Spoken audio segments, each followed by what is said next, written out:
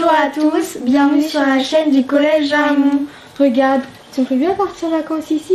Oui, j'aimerais bien, mais regarde nos océans de nos jours, comment ils sont. Ici, on a demandé aux gens ce qu'ils pensent de nos océans aujourd'hui. Ah oui, bonne idée. Comment rendre les océans plus propres à votre avis? En responsabilisant les gens. Avec moins de plastique et puis il faut essayer de dépolluer dès qu'on peut sur les côtes, sur les rivages. Les gens pensent qu'il faut ramasser le plastique. Penses-tu que ramasser le plastique avec un filet serait possible? Allons voir. Il existe des solutions pour ramener les déchets plastiques comme des bateaux avec des filets ou des aspirateurs. Mais il en reste toujours comme les macroplastiques qui restent au fond de l'océan ou les microplastiques qui proviennent de la lente destruction des objets en plastique. Les déchets reviennent sur la terre et on les met dans des décharges. Certaines sont à ciel ouvert, c'est pour ça qu'ils repartent aussitôt car le vent les ramène dans les rivières et les océans. Il y a en France plusieurs milliers de décharges à ciel ouvert.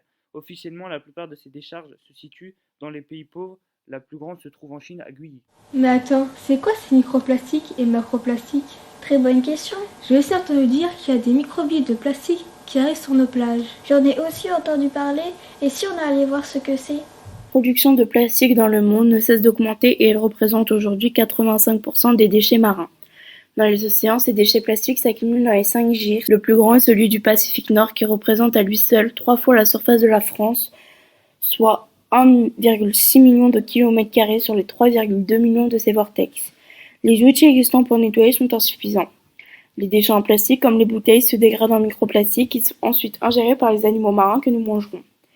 Mais le plastique peut aussi se retrouver sur nos plages avant d'être utilisé. Par exemple, depuis décembre, des microbilles provenant de l'industrie viennent s'échouer sur nos plages de l'Atlantique. Ah oui, en effet, il y a beaucoup de plastique sur la planète. Ah oui, il y a beaucoup de plastique. Et j'ai une idée. Oui, dis-moi. Et si on avait interrogé des spécialistes? Très bonne idée, ça.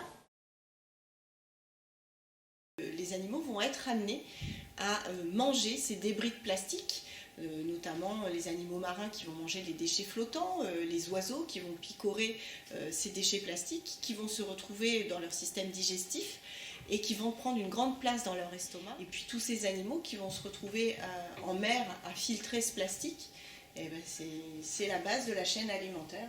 C'est-à-dire qu'après les poissons vont manger ces petits animaux et ça va se retrouver dans les chaînons supérieurs. Est-ce que nettoyer les océans est suffisant? Alors, c'est indispensable, mais suffisant non, puisque le 7e continent, qui est maintenant décrit comme étant quasiment 6 fois la France, ça va être très compliqué de tout nettoyer, donc c'est pas suffisant. Alors comme ça, la solution c'est de limiter le plastique? Exactement. Il faut limiter la consommation de plastique en utilisant des bouteilles de verre, par exemple. Oui, et en évitant aussi le suremballage. En fait, ceux qui peuvent éviter le plastique dans les océans, c'est nous. En limitant son utilisation. Merci de votre aide et au revoir.